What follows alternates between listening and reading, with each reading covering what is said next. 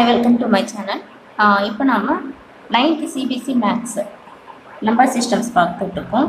இதில் வந்து 1.2 எக்ஸசைஸில் வர ஃபர்ஸ்ட் கொஸ்டின் என்னென்னா all irrational numbers is a real நம்பரான்னு சொல்லி கேட்குறாங்க. அதாவது எல்லா irrational நம்பர்ஸுமே ரியல் நம்பரா அப்படின்னு சொல்லி கேட்குறாங்க.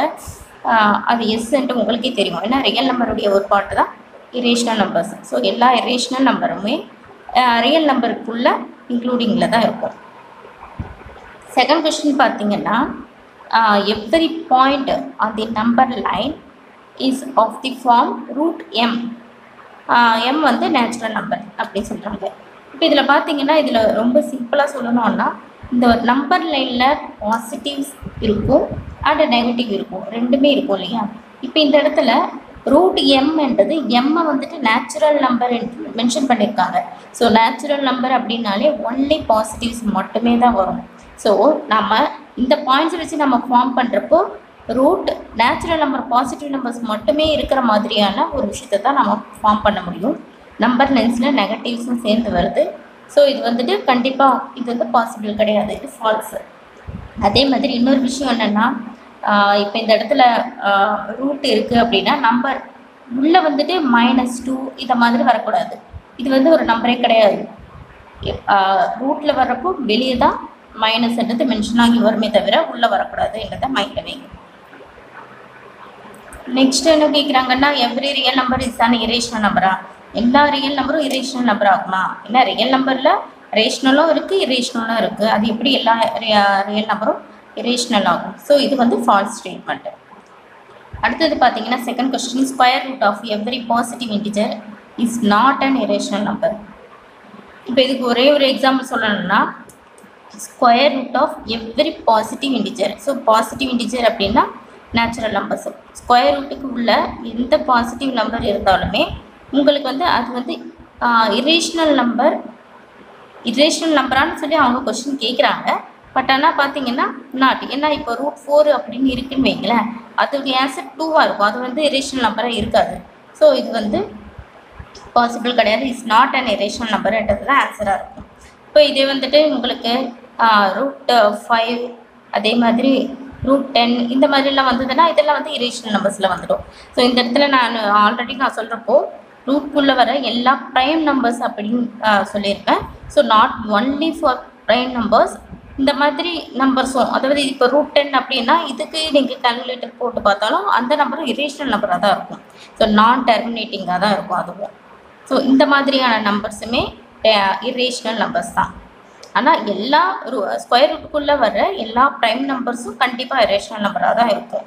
அது தவிர இன்னும் இந்த மாதிரியான நம்பர்ஸும் எக்ஸ்ட்ராவாக இருக்குது நிறைய. அது வந்து என்னன்றதை நீங்கள் நிறைய நம்பர்ஸ் இருக்கும், அது எல்லாத்தையும் நம்ம வந்து மென்ஷன் பண்ண முடியாது, இதுதான் வரும்ன்ட்டு. அடுத்தது தேர்ட் கொஸ்டின் வந்து ஒரு நம்பர் லைன் இருக்குதுன்னு வைங்களேன். இப்போ ஃபார் எக்ஸாம்பிள் ஒரு நம்பர் லைன் இருக்குது. இந்த நம்பர் லைனில் நீங்கள் வந்து ஆல்ரெடி நீங்கள் 6th 7th படிச்சிருப்பீங்க. இந்த நம்பர் லைனில் வந்துட்டு இந்த ரெப்ரசன்ட் பண்ண சொல்லி கேட்டிருப்பாங்க. -1 ரெப்ரசன்ட் பண்ணுனா நீங்கள் அந்த இடத்துல எந்த பாயிண்ட்டோ அதை வந்து மென்ஷன் பண்ணி மார்க் பண்ணுவீங்க. இப்போ இதே தான் நீங்கள் ரெப்ரசன்ட் பண்ண போகிறீங்க. √5 எந்த இடத்துல வருது? இந்த இடத்துல பார்த்தீங்கன்னா உங்களுக்கு இன்டிஜர்ஸ் தான் வந்திருக்கும். இதில் √5 எந்த இடத்துல வருது அப்படின்னு நீங்கள் கண்டுபிடிக்கணும். இந்த கொஷின் வந்து ரொம்ப ரொம்ப இம்பார்ட்டண்டான கொஷின். இது வந்து வர எக்ஸாமுக்கு வரும் கண்டிப்பாக. ஸோ இதுக்கு வந்து நான் கொடுக்குற எக்ஸ்ப்ளனேஷன்னா எடுத்தோடனே ஃபஸ்ட்டு √5 பார்க்காம நாம் ரூட்டில் வர்ற எந்த நம்பர் கொடுத்தாலுமே உங்களால் சால்வ் பண்ணுற மாதிரியாக ஈஸியாக நான் சொல்லி கொடுத்துட்றேன். உங்களுடைய புக்கில் பார்த்தீங்கன்னா √2 √3 அண்ட் √5 இந்த 3 மட்டும்தான் இருக்கும். அதுக்கு வந்துட்டு அவங்க சொல்லி கொடுத்துருக்கிற மெத்தடை வந்து உங்களுக்கு ரொம்ப கன்ஃபியூஷனாக இருக்கும். இப்போ நான் சொல்லி கொடுக்க போகிறத நல்லா அப்சர்வ் பண்ணிட்டீங்கன்னா எந்த நம்பர் கேட்டாலுமே உங்களால் ரெப்ரசன்ட் பண்ண முடியும். இப்போது நம்ம என்ன பண்ணலாம், √17 எடுத்து நம்பர் லைனில் ரெப்ரசன்ட் பண்ணுறது எப்படின்னு பார்க்கலாம். இந்த மாதிரி √17 எடுத்து நீங்கள் பண்ணுறப்போ ஃபஸ்ட்டு என்ன பண்ணணும், நம்பரை ஸ்ப்ளிட் பண்ணிக்கணும்.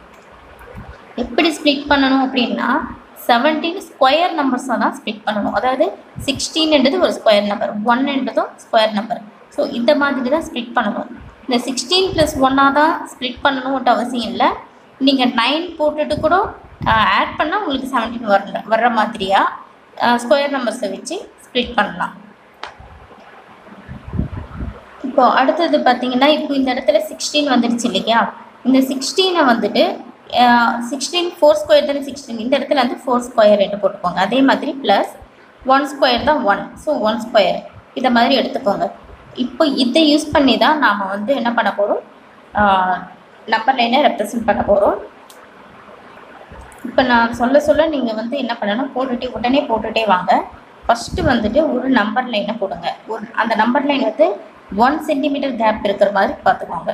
இந்த இடத்துல பார்த்தீங்கன்னா full and full positive numbers தான் வரப்போகுது. ஸோ பாசிட்டிவ் நம்பர்ஸ் தான் அதிகமாக இருக்கிற மாதிரி நீங்கள் போடணும். நெகட்டிவ் நம்பர்ஸ் தேவையில்லை, ஜஸ்ட் -1 மட்டும் போட்டு விட்டுட்டால் போதும். நம்ம 0ல் இருந்து தான் ஸ்டார்ட் பண்ண போகிறோம். ஸோ இந்த மாதிரி ஒரு நம்பர் லைனை போட்டுடுங்க. இது வந்து கேப் வந்து கரெக்டாக 1 சென்டிமீட்டர் தான் இருக்கணும். அதை வந்து கரெக்டாக மென்ஷன் பண்ணிக்கோங்க. நம்பர் லைனை போட்டுட்டு இப்போ நான் சொல்ல இப்போ நான் நம்பர் லைன் போடுங்கன்னா நீங்கள் அதை போட்டுட்டு அடுத்தது கவனிக்கலாம். அது வரைக்கும் நீங்கள் பாஸ் ப்ரெஸ் பண்ணிக்கோங்க. இப்போது அடுத்து என்ன பண்ணணும், இந்த இடத்துல பார்த்தீங்கன்னா இங்கே 4 ஸ்கொயர் ப்ளஸ் 1 ஸ்கொயர் இருக்கு இல்லையா? அப்போ 4 and 1 இந்த ரெண்டு தான் எடுக்க போகிறோம். ஃபஸ்ட்டு என்ன இருக்குது, 4 இருக்குது. அப்போ நம்ம என்ன பண்ணலாம், இந்த 0 தான் ஃபஸ்ட்டு பாயிண்ட். இந்த இடத்துல இருந்து உங்களுக்கு 4 அப்படின்னா 1 2 3 4 இது வரைக்கும் கீழே ஒரு லைன் ஃபார்ம் ஆகுதுன்னு அர்த்தம். அதாவது நீங்கள் நேம் கூட வைங்க. இது வந்து ஏ அப்படின்னா இது வந்து பி, இந்த பாயிண்ட் 4 வர பாயிண்ட் பி. இது வரைக்கும் ஒரு லைன் வந்து நீங்கள் கீழே ஃபார்ம் ஆகிடுச்சு. இல்லை நீங்கள் லைன் போகிறதா இருந்தால் திரும்பவும் கூட இங்கே போட்டுடுங்க. ஃபஸ்ட்டு முடிஞ்சிடுச்சு. இப்போ நாம் என்ன பண்ணணும், இந்த 4ல் இருந்து 90 டிகிரி கரெக்டாக 90 டிகிரி மேலே பெர்பெண்டிகுலராக ஒரு லைனை ஃபார்ம் பண்ணணும். இப்போ 90 டிகிரி அப்படின்னா எடுத்தோடனே நீங்கள் 90 டிகிரி லைனை போடக்கூடாது.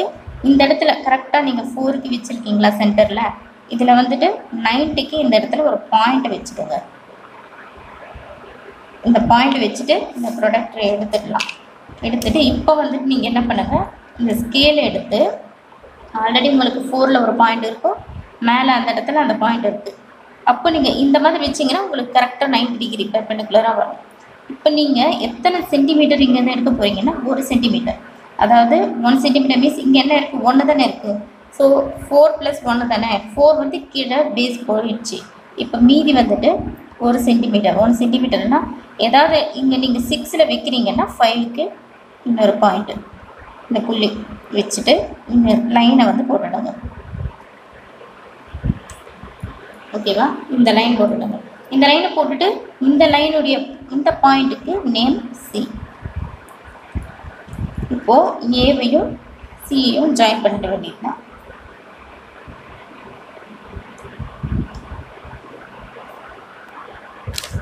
ஓகேவா? இப்போ புரியுதா? இப்போ ஃபஸ்ட்டு நம்ம என்ன எடுத்திருக்கோம், இங்கே நமக்கு பிரிச்சிருக்கிறது 4 + 1 இன்ட்டு இருக்குது.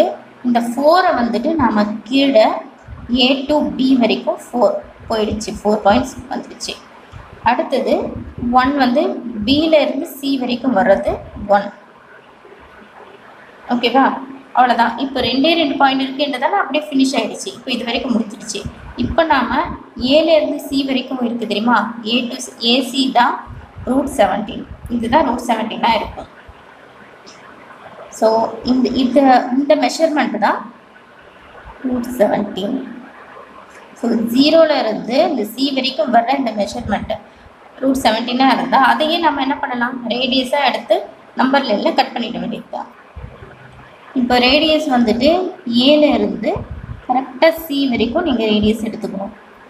ஏல இருந்து C வரைக்கும் ரேடியஸ் எடுத்து இந்த A பாயிண்டில் அப்படியே காம்பஸ் இருக்கட்டும், இந்த Cயில் வச்சு அப்படியே இந்த இடத்துல நீங்கள் என்ன பண்ணலாம், ஒரு ஆர்க் இந்த நம்பர் லைனில் கட் பண்ணிவிட்டு வர்ற மாதிரி ஒரு ஆர்க் போட்டுருங்க. அப்படி அதை கட் பண்ணிவிட்டு வர்ற இடம் தான் உங்களுக்கு √17 இருக்கும்.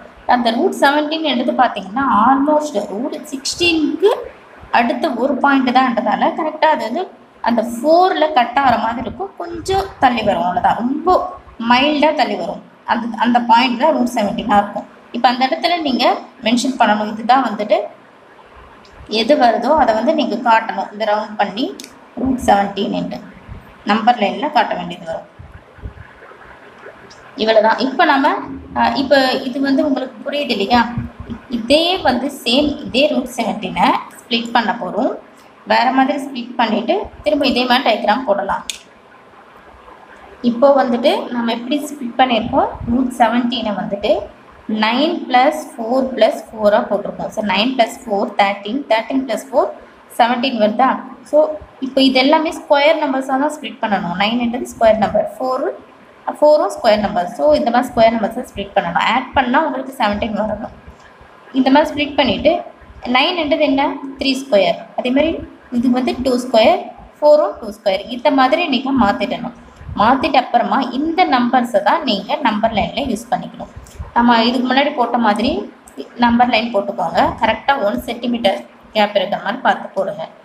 போட்டுட்டு அப்புறம் ஃபஸ்ட்டு நான் என்ன சொன்னேன், ஃபஸ்ட்டு இருக்கிற என்ன நம்பர் இருக்கோ இது வந்து ஃபஸ்ட்டு பெரிய நம்பர் தான் வரணுமா, சின்ன நம்பர் எப்படி வேணாலும் நீங்கள் மாற்றி கூட போட்டுக்கலாம், தப்பில்லை. ஆனால் கீழே இருக்கிறது அதாவது கீழே வர இந்த லைன் பெருசாக இருந்துச்சுன்னா உங்களுக்கு ஈஸியாக இருக்கும். அதனால் வந்துட்டு பெரிய நம்பரை ஃபஸ்ட்டு வச்சுடுங்க. இப்போ 3 வந்து ஃபஸ்ட்டு இருக்குது. ஸ்ப்ளிட் பண்ணுறது எப்படி வேணாலும் பண்ணலாம். அதாவது 4 + 9 + 4 அப்படியும் பண்ணலாம். ஓகேவா. ஆனால் ஃபஸ்ட்டு பெரிய நம்பர் வர்ற மாதிரி பார்த்துக்கிறது ஈஸியாக இருக்கும், அவ்வளோதான். அது வந்து தப்பு கிடையாது.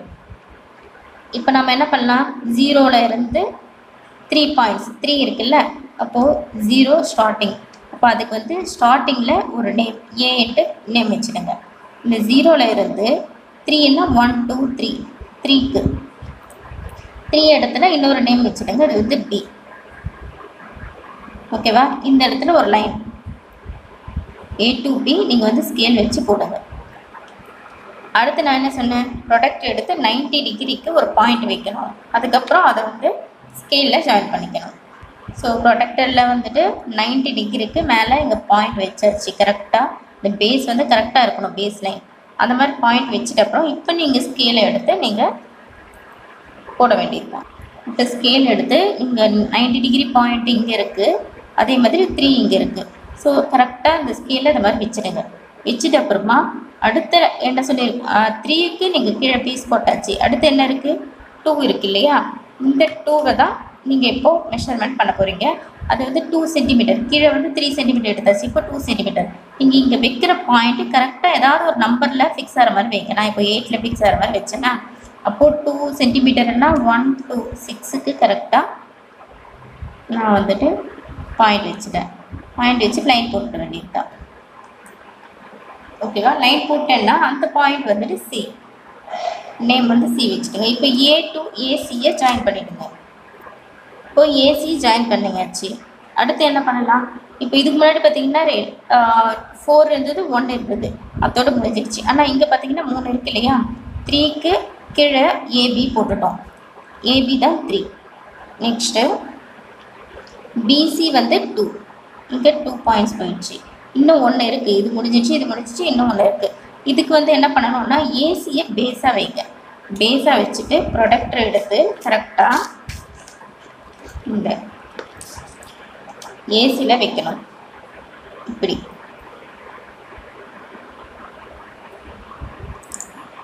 இந்த மாதிரி வச்சுட்டு இப்போ 90 டிகிரிக்கு திரும்பவும் நம்ம என்ன பண்ணணும், பாயிண்ட் அவுட் பண்ணணும். 90 டிகிரிக்கு கரெக்டாக இந்த இடத்துல மேலே பாயிண்ட் வச்சுடுங்க. பாயிண்ட் வச்சுட்டீங்க அப்படின்னா நீங்கள் வச்சிருக்கிற அந்த பாயிண்ட் என்ன 90 டிகிரி, இது கீழே ஒரு பேஸ் 90 போகுதுன்னா திரும்ப இது பேஸாக எடுத்து இந்த பக்கம் 90 போகணும். இந்த ஸ்கேல் எந்த இடத்துல நீங்கள் பாயிண்ட் வச்சிங்களோ அந்த இடத்துல அதுவும் இந்த C பாயிண்ட்டும் ஜாயிண்ட் ஆகிற மாதிரி இந்த மாதிரி ஸ்கேல் வச்சு அதாவது நம்ம பாயிண்ட் வச்சது இங்கே. ஓகேவா. இந்த பாயிண்ட்டும் Cயும் கரெக்டாக இருக்கிற மாதிரி பார்த்துக்கோங்க. அப்போ தான் 90 டிகிரிக்கு அந்த லைன் போகும். சரி, எவ்வளோ சென்டிமீட்டருக்கு போகணும், எவ்வளோ என்ன இருக்குது, எத்தனை சென்டிமீட்டர் இருக்குது உங்களுக்கு, இங்கே வந்து 2 இருக்குது இல்லையா. ஸோ அப்போனா 2 சென்டிமீட்டருக்கு உங்களுக்கு இப்போ போகுது. 2 சென்டிமீட்டர் மெஷர்மெண்ட் பண்ணிக்கோங்க. நீங்கள் வந்து நான் 9ல் வச்சுருக்கேன் அப்படின்னா 7க்கு இந்த இடத்துல நான் ஜாயின் பண்ணிக்க வேண்டியது தான். ஜாயின் பண்ணிட்ட அப்புறம் இந்த பாயிண்ட் வந்துட்டு D, அது D. இப்போ நான் ஏபியும் டியையும் என்ன பண்ணலாம், ஜாயின் பண்ணிடலாம். இப்போது ஏடியை நான் ஜாயின் பண்ணிட்டேன். இப்போ ஏடி தான் வந்துட்டு உங்களுக்கு என்ன வரும், ரூட் 17 இருக்கும். ஏலேருந்து டி வரைக்கும் வரது தான் இது வந்து 2. இங்கே 2 போயிடுச்சு. அப்போ இந்த இடம் தான் √17. ஸோ இந்த இடத்துல நான் ரேடியஸ் எடுத்துட்டேன் கரெக்டாக. ஏடியை ரேடியஸ் எடுத்துகிட்டு அங்கேருந்து நான் காம்பஸ் வச்சு நம்பர் லைனில் கட் பண்ணேன் அப்படின்னா நம்பர் லைனில் வர இடம் அதுவும் கண்டிப்பாக அந்த 4 பக்கத்தில் ரொம்ப பக்கத்தில் வர மாதிரி தான் போகும். ஏன்னா √17 ஆல்மோஸ்ட் √16 மாதிரி தான். ஸோ எக்ஸாக்ட் 4 வரலனாலும் அதை விட்டு கொஞ்சம் ரொம்ப மைல்டாக தள்ளி போகும். உங்களுக்கு 4ல் வர்ற மாதிரி தான் இருக்கும். √17 இந்த பாயிண்ட். ஸோ அந்த பாயிண்ட்டை நீங்கள் மென்ஷன் பண்ணிடணும். இதுதான் √17. ஸோ நம்பர் லைனில் நீங்கள் ரெப்ரசன்ட் பண்ணிடணும். ஓகேவா? இப்போ புரியுதா? இப்போ எந்த மாதிரியான ரூட் நம்பர் அதை இந்த மாதிரி ஸ்கொயர் ரூட் நம்பர்ஸ் எது கொடுத்தாலுமே நீங்கள் இதை மாதிரி ஸ்ப்ளிட் பண்ணி பண்ணணும். இப்போது இது வந்துட்டு பைத்தாகரஸ் தியரம் யூஸ் பண்ணி எப்படி சால்வ் பண்ணுறதுன்னு பார்த்தோம்னா இது வந்து ஜஸ்டிஃபிகேஷனில் நீங்கள் லாஸ்ட்டில் இதை மாதிரி கொடுக்க வேண்டியது வரும். இந்த நம்பர் லைன் போட்டிங்கன்னா இப்போது எப்போவுமே வந்துட்டு ஈஸியாக எப்படி முடியுதோ அதை பார்த்துக்கோங்க. இப்போ 2 இதுலேயே ஸ்ப்ளிட் ஆகுதுன்னா நீங்கள் அதையே யூஸ் பண்ணிடலாம். 3 டைம்ஸ் நீங்கள் வந்து ஸ்ப்ளிட் பண்ணிவிட்டு திரும்ப போடணும்ன்ட்டு அவசியம் கிடையாது. இப்போ √17 வருதுன்னா 16+1 வரப்போ நீங்கள் அதை யூஸ் பண்ணிவிடுங்க. இப்போ நம்ம 16+1க்கு ஒரு நம்பர் லைன் போட்டிருப்போம் இல்லையா? அந்த நம்பர் லைனில் நாம் வந்து இந்த இடத்துல 90 டிகிரி எடுத்திருப்போம் ப்ராடக்ட் யூஸ் பண்ணி. ஸோ இந்த இடத்துல ரைட் ஆங்கிள் ட்ரையாங்கிள் இல்லையா? அப்படின்னா இந்த ட்ரையாங்கிள் பாருங்கள், இது ஒரு ரைட் ஆங்கிள் ட்ரையாங்கிள். இந்த ட்ரையாங்கிள் வந்துட்டு ரைட் ஆங்கிள் ட்ரையாங்கிளில் தான் பைத்தாகரஸ் தியரம் யூஸ் ஆகும். இதுதானே ஹைப்போடெனியஸ். ஸோ ஹைப்போடெனியஸ் யூஸ் பண்ணி நம்ம வந்து பைத்தாகரஸ் தியரம் உங்களுக்கு ஆல்ரெடி தெரிஞ்சிருக்கும். அதாவது ஹைப்போடெனியஸ் ஸ்கொயர் பண்ணால் அதர் 2 சைட்ஸ் ஸ்கொயர் பண்ணால் அது வந்துட்டு அதுக்கு வந்து ஈக்குவலாக இருக்கும் இல்லையா? அதாவது AC square equal to AB square plus BC square. இது வந்து உங்களுக்கு ஆல்ரெடி தெரிஞ்சிருக்கும். இப்போ நாம் அதுதான் அப்ளை பண்ண போகிறோம். இப்போது AC தான் நம்ம கண்டுபிடிக்கிறோம். இதுதான் √17 நான் சொன்னேன் இல்லையா? அது எப்படி √17 இப்போ நாம் இங்கே 4 எடுத்தோம் 3 எடுத்தோம் AC தான் √17 நான் சொன்னேன். அது வந்து இந்த பைத்தாகரஸ் தியரம் மூலமாக எப்படி வந்தது AC அப்படின்றத நாம் மென்ஷன் பண்ணணும்.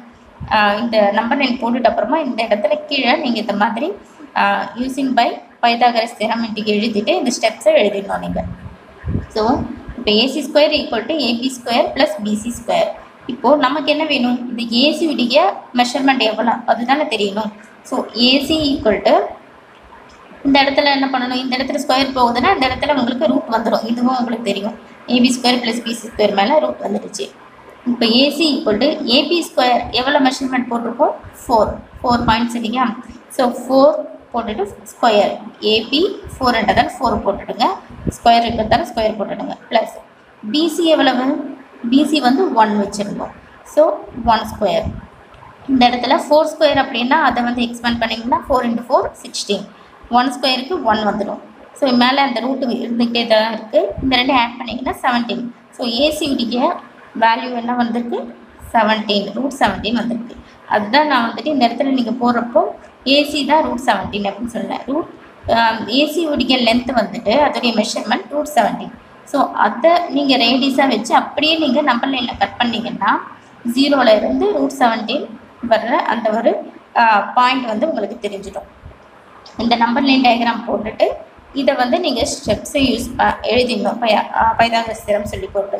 ஆனால் அதுக்கு முன்னாடி நம்ம இந்த நம்பர் லைனை நீங்கள் போடுறதுக்கே இந்த ஸ்டெப்பு உங்களுக்கு ரொம்ப ரொம்ப முக்கியம். இதை நீங்கள் ஸ்ப்ளிட் பண்ணி போட்டிங்கன்னா தான் நம்பர் லைனே உங்களால் போட முடியும். ஸோ இந்த மெத்தடை யூஸ் பண்ணிங்க அப்படின்னா ரொம்ப ஈஸியாக எந்த ஒரு நம்பர் இருந்தாலுமே நீங்கள் போட்டுடலாம். ஸோ √5 உங்கள் புக்கில் என்னென்ன இருக்குது? √2 √3 அண்ட் √5 இருக்குது. அதை வந்து ஈஸியாக ஸ்ப்ளிட் பண்ணி நீங்கள் போடலாம். அது போட்டுடுங்க. இப்போ நம்ம போட்ட இந்த தேர்ட் கொஸ்டின் ரொம்ப ரொம்ப இம்பார்ட்டன்ட்ன்றதால நல்லா ப்ராக்டிஸ் பண்ணுங்கள். ப்ராக்டிஸ் பண்ணிவிட்டு வேறு நம்பர்ஸ் நீங்களே யூஸ் பண்ணி அதெல்லாம் கரெக்டாக உங்களுக்கு கட் ஆகுதா? ஃபார் எக்ஸாம்பிள் √25 இதை எடுத்துகிட்டு ஸ்ப்ளிட் பண்ணிங்கன்னா உங்களுக்கு எக்ஸாக்டாக 5ல் கட் ஆகணும். நீங்களே அதை ஸ்ப்ளிட் பண்ணி போட்டு 5ல் கட் ஆகுதா அப்படின்னு சொல்லி செக் பண்ணி பார்த்துக்கலாம். Okay, thank you so much.